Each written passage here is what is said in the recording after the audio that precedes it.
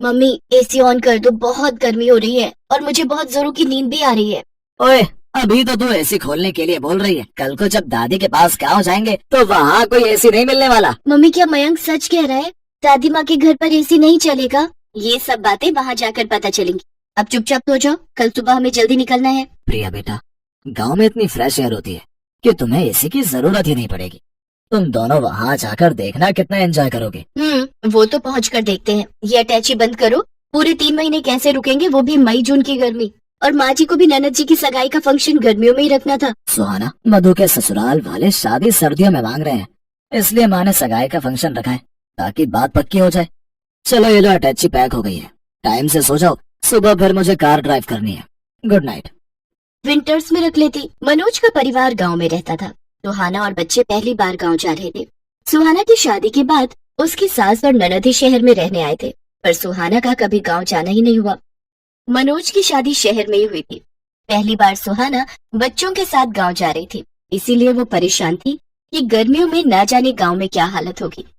बच्चों को air conditioner की आदत है, पता नहीं वहाँ क्या हाल होगा। यही घबराहट सुहाना और बच्चों के मन में थी। अगले दिन मनोज सुहाना और बच्चों के साथ गांव पहुंचता है। सुहाना बहू, क्या बात है, जब पिछली बार पहले शहर में तुम्हें देखा था तो तुम्हारी सेहत बहुत अच्छी थी। बच्चे भी बड़े कमजोर हो गए हैं, क्या बात है, कुछ खाते पीते नहीं हो क्या? माँ, अब ये लोग गाँव आ गए, अब इन्हें अपने हिसाब से खिला पिला कर तगड़ा करो। हाँ बेटा, तुम चिंता मत करो, अब ये बच्चे मोटे ताजी सेहत वाले होकर ही शहर जाएंगे। ये लो बच्चों, ठंडी ठंडी मीठी लस्सी पियो। दादी, लस्सी वो क्या होता है? बिटिया, लस्सी जो दही से बनती है, पी कर देखो फिर पता चलेगा। दादी, मुझे भी लस्सी पीनी है। हाँ हाँ बेटा। मधु, ओ मधु, लस्सी के गिलास और ले आ बिटिया। माँ जी और रहने दीजिए, ये बच्चे तो ऐसे ही कह रहे हैं, मैं इन्हें इसी में से थोड़ा थोड़ा दे दूंगी, ये दोनों पी नहीं पाएंगे। नहीं मम्मी, मैं पी लूंगा, मुझे पूरी पीनी है। हाँ हाँ, मेरा बेटा पूरा पी लेगा।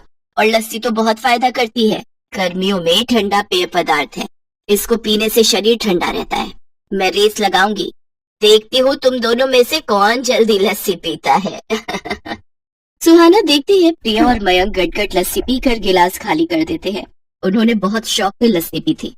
कई बार सुहाना शहर में बच्चों को दूध या दही देती थी तो नहीं लेते थे, जबरदस्ती देना पड़ता था। पर आज तो दोनों बच्चे लस्सी को एकदम से पी गए। दादी, मैं फर्स्ट हूँ। दादी, मैं फर्स्ट हूँ। हाँ हाँ, दोनों फर्स्ट आए हो, अब तुम दोनों को इनाम मिलेगा। ये देखो, बाग के पके हुए मीठे मीठे रसीले आम। तुम दोनों बच्चों को आम पसंद है ना? वाह, मैंगो। मैंगो तो मुझे बहुत पसंद है। बस, तो फिर अब हम इन आमों को बाल्टी में ठंडे पानी में भिगो देंगे ताकि इनकी गर्मी निकल जाए और ये ठंडे हो जाए।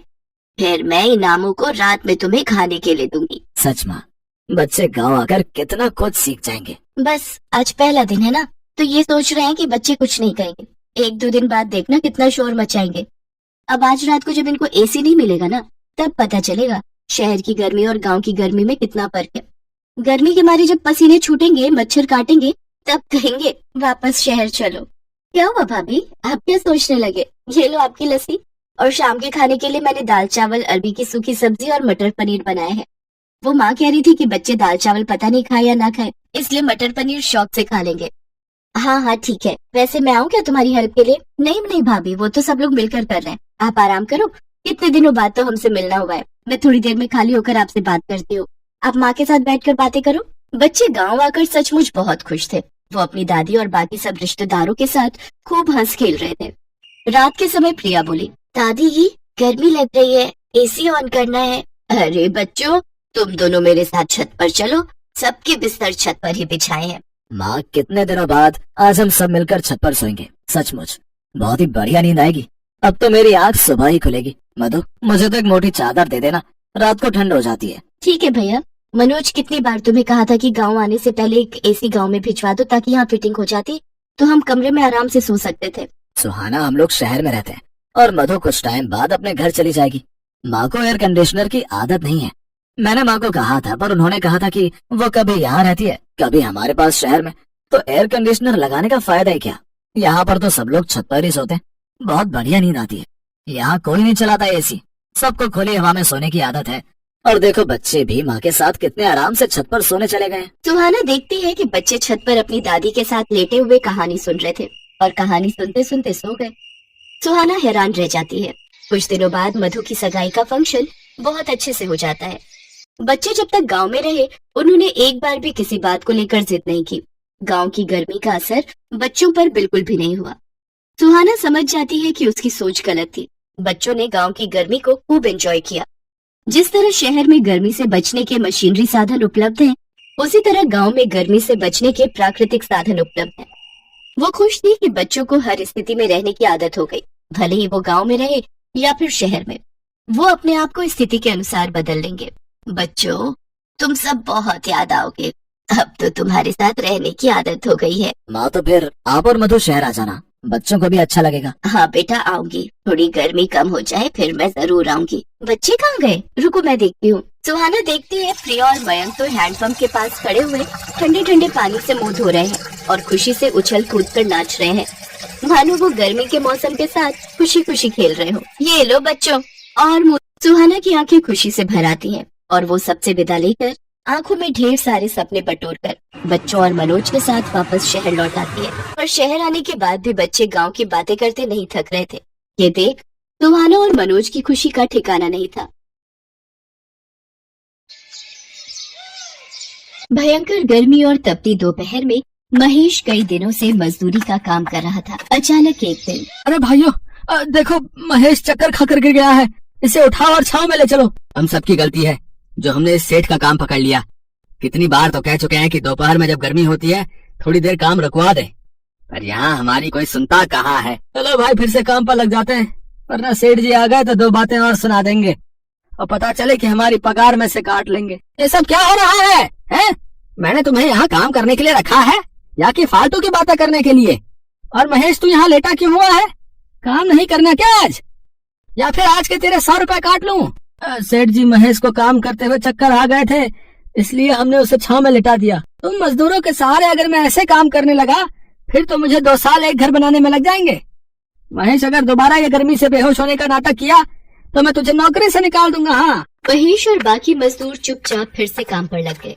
अब वो लोग बीच में काम छोड़कर जाते तो सेठ उनके पैसे मार लेता, इसलिए सभी मजदूर उसके खिलाफ कुछ नहीं कह सकते थे। महेश काम करके शाम को सेठ से कुछ उधार पैसे लेने जाता है। अरे अंधे, तो पिछले 10 मिनट से पंखा बंद करके झाड़ू लगा रहा है? हो गई झाड़ू? अब जल्दी से पंखा चला और सामने कूलर का बटन भी खोलता जा और मेरे लिए बढ़िया सी ठंडाई बर्फ डालकर बना ला। चल जा। जी मालिक, अभी बना कर लाता हूँ। काम चोर कहीं के, फिजूल की तनख्वाह खाने की आदत पड़ गई है? अरे काम नहीं करते बताओ। हाँ महेश, क्या काम है? तू बोल। मालिक कुछ पैसे उधार चाहिए थे, मेरे घर का पंखा खराब हो गया है और बिना पंखे के रात को बीवी बच्चों को बहुत गर्मी लगती है। अगर आप कुछ पैसे उधार दे देते तो मैं घर के लिए एक नया पंखा खरीद लेता। तेरा दिमाग खराब हो गया है? मेरे पास इतना फालतू का पैसा नहीं है जो मैं तुम सारे मजदूरों पर उड़ाता रहूं। मुझे भी अपना घर चलाना भाई। और तुम लोगों को क्या गर्मी लगेगी? तुम तो वैसे भी खुली हवा में सोने वाले हो। आजकल इतना अच्छा मौसम है, बाहर आंगन में चारपाई डालकर सुला दिया करो बीवी बच्चों को। मैं पैसे उधार नहीं दूंगा। तेरा क्या भरोसा, कल तू बीमार होकर घर पर बैठ जाए तो मेरे तो पैसे चले जाएंगे ना। और हाँ, बहुत दिनों से देख रहा हूँ तू काम बहुत धीरे कर रहा है, कल सुबह जल्दी आ जाना। महेश उदास होकर घर आ जाता है। क्या हुआ जमुना, ये पिंकी लेटी क्यों हुई है? और सोनू कहाँ है? पिंकी को उल्टियाँ हो रही हैं। सोनू बराबर वाले मेडिकल से दवाई लेने गया है। सारी रात गर्मी से बच्चे सो नहीं पाते हैं, इसी वजह से तबीयत खराब हो गई है बच्चों की। तुमने पंखे के बारे में बात की? ये तो थी, पर सेठ जी ने साफ मना कर दिया। ज्यादा जोर डालूंगा तो कहीं नौकरी से ही ना निकाल दे। ये लो माँ दवाई। माँ बहुत गर्मी लग रही है और जी भी घबरा रहा है, थोड़ी सी हवा कर दो। पिंकी बिटिया, आ मेरी गोदी में आ जा, मैं तुझे हवा करता हूँ। पता नहीं हम गरीबों के साथ ऐसा क्यों होता है। ये अमीर लोग हमारी परेशानी को क्यों नहीं समझते हैं। थोड़ी सी मदद कर भी देंगे तो उनका क्या चला जाएगा। और फिर उधारी तो मांगे हैं, तुम तो काम करके पैसे चुका देते। एक बार कल फिर कोशिश करता हूँ, शायद सेठ जी का दिल पिघल जाए। महेश एक बहुत ही गरीब मजदूर था। छोटे से कमरे का किराया, रोजाना की रोटी सब्जी, भला 200 रुपए रोजाना कमाने वाला एक गरीब महेश नया पंखा कहाँ से खरीदता। महेश ने सोचा कि वो दोबारा एक बार कोशिश करके देखेगा। महेश और सारे मजदूर काम में लगे हुए थे। बहुत देर से सेठ का कहीं पता नहीं था। क्या बात है महेश, आज तो सेठ जी कहीं नजर नहीं आ रहे, तभी माहौल में शांति है।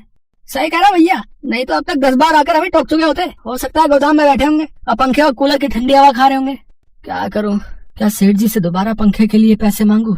एक बार बात करके देखता हूँ। अब तो शाम होने वाली है, सेठ जी यहाँ तो आए नहीं है। मैं खुद ही गोदाम पर चला जाता हूँ। महेश गोदाम पर पहुंचता है तो उसे वहां पर सेठ जी दिखाई नहीं देते। तभी उसे सेठ जी के कराहने की आवाज आती है। अरे ये आवाज तो बेसमेंट से आ रही है। यहाँ तो बहुत अंधेरा है। अरे सेठ जी, ये सब कैसे हुआ? आप यहाँ बेसमेंट में?